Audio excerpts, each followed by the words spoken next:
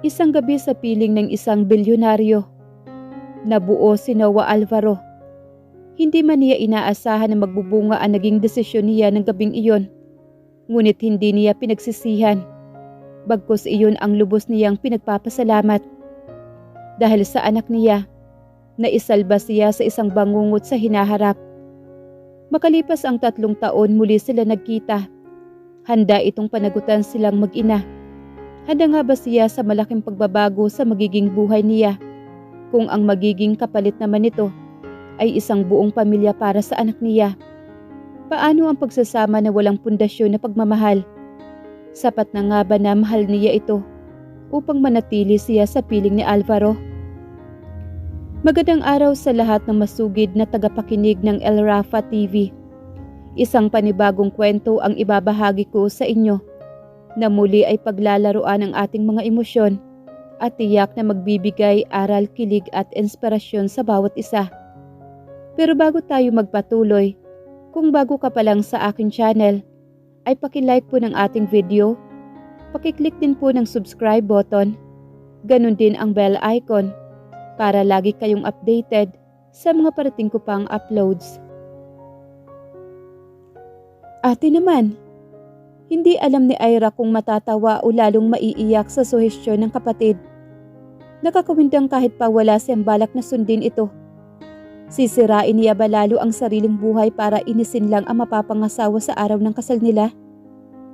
Kung okay naman kasi siya, wala rin. Wala siyang boyfriend. 2 years na siyang single. May manliligaw pero hindi din naman niya tipo. At wala siyang balak mag-alok ng one night stand sa kung sino-sino. Mungkahi ko lang yun sa'yo, Ira. Pero kung ako sa'yo, don't marry that bastard. Don't worry about Roy.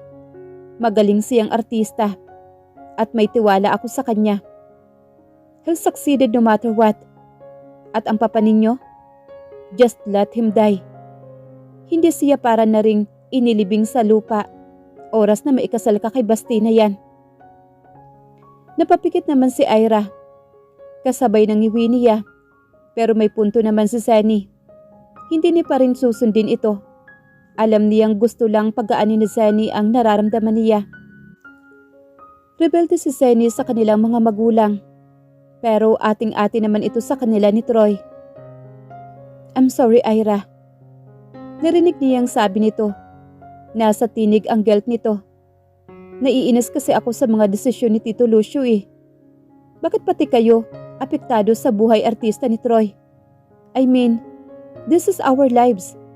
Dinumerido naman dapat ang kilos natin, kagaya ng dapat na ikinikilos ni Troy. Exactly her thoughts. Pabuntong hiningang ibinalik ni Ira sa bag ang cellphone nang magpaalam na si Sunny. May 1 oras pa siyang mananatili sa bar na iyon nang muling tumunog ang cellphone niya. Si Cecil. Ira, bati nito. I'm sorry, Ira. Hindi na kita masamahan dyan. Sabi nito sa kanya. Nasa boses ang guilt nito. No, it's okay. Ano ka ba?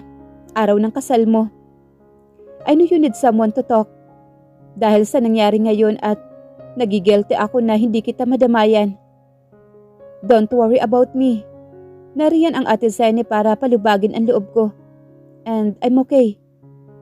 Narinig niya ang buntong hininga nito sa kabilang linya. Anong oras ang flight mo bukas? I won't tell you. Alam kong i-insist mong ihatid ako. Pero kaya ko pang makarating sa airport. 1 taxi away lang naman yon mula dito. Nagpaalam na rin siya sa kaibigan. Ayaw niyang maistorbo ang honeymoon ng newlyweds na ito. Pero iniisip pa rin niya si Cecil. Kagaya ng huling payo ng Ate Sunny niya, tumututol din ito sa pagpapakasal niya kay Baste. Ang kaibigan kasi ang madalas niyang pagkwentuhan tungkol sa mga explicit na lumalabas sa bibig ni Troy kapag naiiwan siyang mag-isa sa kasama ito. Kagaya na lang kahapon, dumalaw ang lalaki sa bahay nila at dahil Sunday, at wala siyang duty, naabutan siya roon ni Baste. May dala itong chocolates at bouquet ng bulaklak na napilitan siyang tanggapin dahil kaharap nila ang papa niya. Asiwang-asiwa si Ira at ngali-ngali niyang ipagtabuyan ito papalabas. Nakahinga na sana siya na maluwag nang sa wakas ay magpaalam ang Hudyo. Wala siya nagawa ng yakapin siya nito at halikan. Nagawa niyang iiwas ang mukha niya kaya sa pisngi niya lumanding ang nguso nito. 5 days and 4 nights, sweetie. I'm excited. Bulong nito sa kanya. Naramdaman niya pa ang paghagod ng dila nito sa may tainga niya. Nagpigil siya na huwag sapukin ang bastos na lalaki. Pero sa mga sandaling iyon gusto niyang hilingin na sana ay tamaan ito ng kidlat para tumimbuwang na lang ito sa harap niya. Hindi siya maaawa, mangisay man ito doon bago malagutan ng hininga. Mapait siyang napailing, hindi nakinig ang langit sa kanya. Hindi tinamaan ng kidlat ang tinamaan ng magaling. Huminga siya ng malalim. Nagulat pa si Ira nang makaramdam siya ng pag-ikot ng paningin nang umahon siya sa kinauupuan. Ma'am, kaya niyo po ba? Tanong naman ng waiter na napansin ang pagkabuhay niya. Yes, thank you. Anas niya bago pinilit maglakad nang tuwid papalabas ng bar. Tinungo niya ang elevator at hinintay iyong magbukas habang hinihilot ang sariling sentido. Hindi naman kasi siya talaga sanay uminom. Sa kanilang magkakapatid, si Ate Zenny talaga ang tanggera. Pero maswerte ang ate niya. Nagagawa kasi nitong hindi sumunod sa utos ng papa nila. Zenny can do whatever she wants. Walang intindihin kahit puro sermon ang inaabot nito kina Marta at Lucio. Ang daming maswerteng babae sa mundo, naisip ni Ira. Kagaya na lang ni Cecil, ito ang pumili sa lalaking mamahalin nito at sa lalaking pinakasalan nito. Naiinggit siya rito. Pumasok siya sa loob ng elevator na magbukas iyon. Pumwesto siya sa sulok ng lift at niyakap ang kanyang sarili. Walang pakialam kahit nag-iisa lang siyang tao sa loob niyon. Kung hindi lang dahil kay Troy at dahil sa kalusugan ng papa niya, hinding-hindi niya pakakasalan ni sa panaginip ang basti na iyon. Pero may magagawa ba siya? She's hopeless and miserable. Natatakot siya sa magiging buhay niya kasama si Baste. Kinikilabutan siyang isipin niya pa lang na makakatabi ito sa kama. Gabi-gabi, hindi niya kakayanin. Huminto ang elevator sa 3rd floor. Sa sulok ng mga mata niya, napansin ni Ira ang pagpasok ni isang matangkad na lalaki sa loob. Narinig niya rin ang tunog ng pindutin nito ang boto ng floor na pupuntahan nito. Kahit dalawa lang sila sa loob, pakiramdam ni Ira, sumisikip bigla sa loob ng elevator dahil sa presensya nito. Pero hindi niya iyon gustong pagtuunan ng pansin. Nanatili siya sa pagkakayuko, nakatuon ang tingin sa sariling mga paa. Nag-angat lang siya ng paningin nang marinig niya ang tikhim ng lalaking kasabay niya. Noon niya napansin na kabukas na ang pinto ng left at pigil-pigil iyon ng lalaking magsara. Wala sa loob na humakbang siya papalabas na ikinakunot ng lalaki. Ito na yung huling floor, miss. Where exactly your room? Tanong nito sa kanya na humakbang din palabas ng elevator.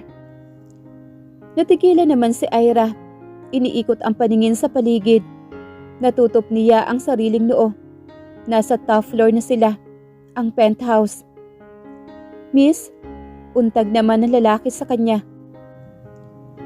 Lumipad sa mukha nito ang mga mata niya. Ito ang lalaking pinakagwapo na nakita niya.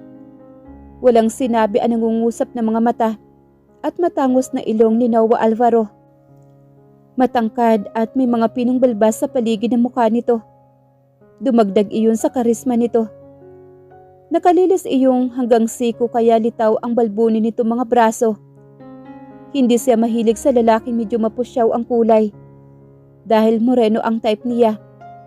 Pero Diyos mio naman, parang isa sa mga Diyoses sa Olympus ang lalaking nakikipagtitigan sa kanya. Sa 5th floor ako. Dapat bumaba. Pasensya ka na. Naligaw ka din ba? Dahil sa akin? Alanganing tanong niya para itago ang pagkailang. Hindi ito sumagot sa kanya. Pinindot nito ang down button ng elevator para sa kanya. Thank you. Anas naman niya rito. Napahawak siya sa sariling sentido at hinilot-hilot ulit iyon. Are you alright? Tanong ng lalaki. Ewan niya kung tenderness ba talaga ang nasa tinig nito o nag-iilusyon lang siya. Tumango naman si Ira. Nag-iwas siya ng tingin. Kahit pakiramdam niya, gusto niyang titigan pa ng husto ang lalaki. Just like a little bit drunk but yes, I'm alright. Sagot naman niya rito. Broken hearts? Ani na muling nagpaangat ng tingin niya rito. Excuse me?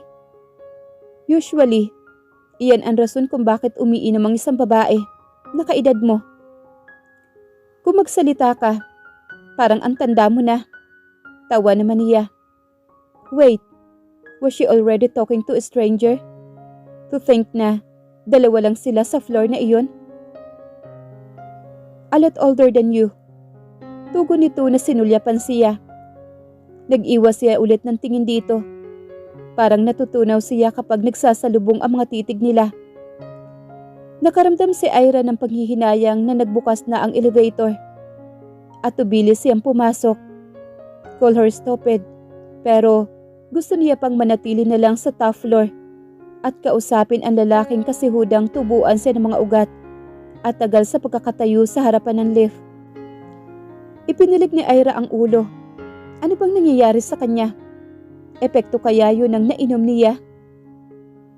Good night. Mahina niyang usal. Tinanguan siya ng lalaki. Hindi ito umalis sa tapat ng elevator hanggang hindi tuluyan nagsasara ang pinto niyon. Dumapa naman si Ira sa kama. Pagkapasok niya sa loob ng sariling kwarto. Sino kaya ang lalaki sa top floor? Ito kaya ang may-ari o anak o kamag-anak kaya ito ng may-ari ng hotel? Hindi ito sumabay sa pagbaba niya kanina. Ibig sabihin, sa top floor talaga ang punta nito. Nasa ganoon siyang ayos nang tumunog ang cellphone niya. Si Basti ang nag-text. Nagtatanong kung nasaan siya. And that he missed her so much. Nakasimangot na pinatay niya ang cellphone. Bakit sa dinami-dami ng babae sa mundo, sa kanya pa iginiit si Basti? He may be sexually attracted to her. Pero sapat na ba yun para pakasalan siya nito? He never said he loved her. He only wants to make her his wife at makasiping siya sa kama. Ganoon kababaw at kahalay ito. Ipinikit ni Ira ng mariin ang mga mata. Kung sundin niya kaya ang payo ng ate Seni niya, ibigay niya kaya ang sarili sa ibang lalaki bago pa man siya ikasal kay Baste. It was absurd. Sinong lalaki ang kukumbinsihin niyang makipag one night sa kanya? No string attached. Isang kaibigan? Para maging awkward pagkatapos? Manliligaw na hindi niya naman mahal? Pagkatapos ay maghahabol sa kanya para higit na maging komplikado ang lahat? Pero mas okay na rin siguro yon.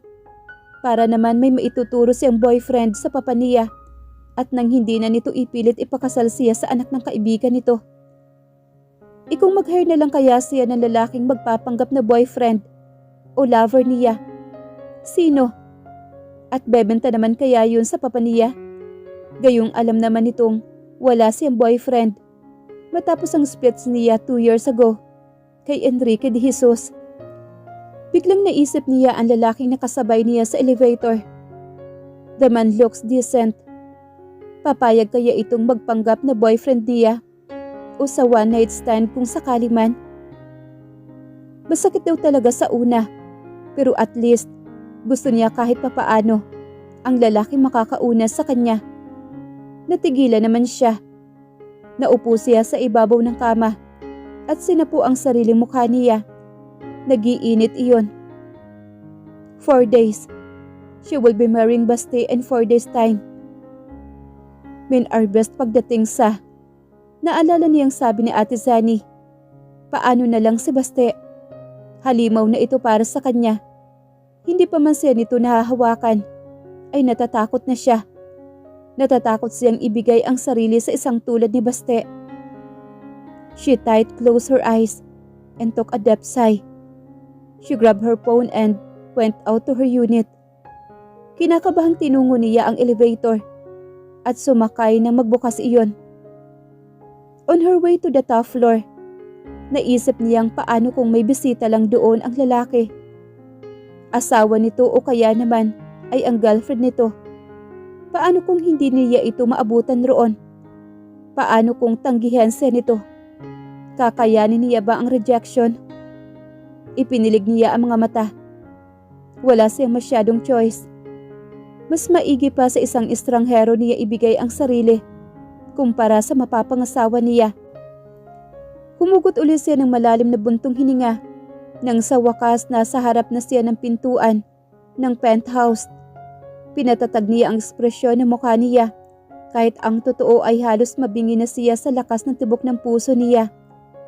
Pinakawala ni Ira ang mga mata na kumukurap nang bumukas na ang pintuan at iniluwa roon ang lalaki sa elevator. He was naked from the waist up. Litaw ang abs nito, ang malapad na balikat at ang muscle chest nito. He was a certified hottie despite of the blue and white cotton pajamas trouser. Tumutulo pa ang tubig mula sa itim na itim nitong buhok. Mukhang katatapos lang mag-shower nito. Lumipad ang tingin niya sa mukha nito nang tumikhim naman ang lalaki. Naliligaw ka na naman ba? Naiwala mo ba ang keycard mo? Nag-alis naman si Ira ng bara sa kanyang lalamunan. Biglang nanuyo ito. Wala sa loob na binawi ang ilang hibla ng buhok na napunta sa mukha niya, kasabay ng pagkagat sa pang-ibabang labi niya. Natutok roon ang mga labi ng lalaki. I was just... Maingay siyang bumuntong hininga. Pakiramdam niya gumapang na sa mukha niya ang lahat ng dugo sa katawan. Dahil sa kahihiyan, hindi pa man niya nasasabi dito ang sadya niya.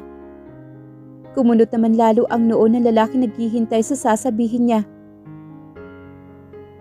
I want to have night with you, mister. Mabilis at malakas niyang sabi, bago pa umeksena ang matinong parte ng kanyang isip. Nakita niya ang pag-angat ng kilay ng lalaki, ang pagtuwid nito sa pagkakatayo nito, at pagkatapos gumuhit ang muse ng ngiti sa mga labi nito. At hindi napigilang mag-somersault ng puso ni Ira.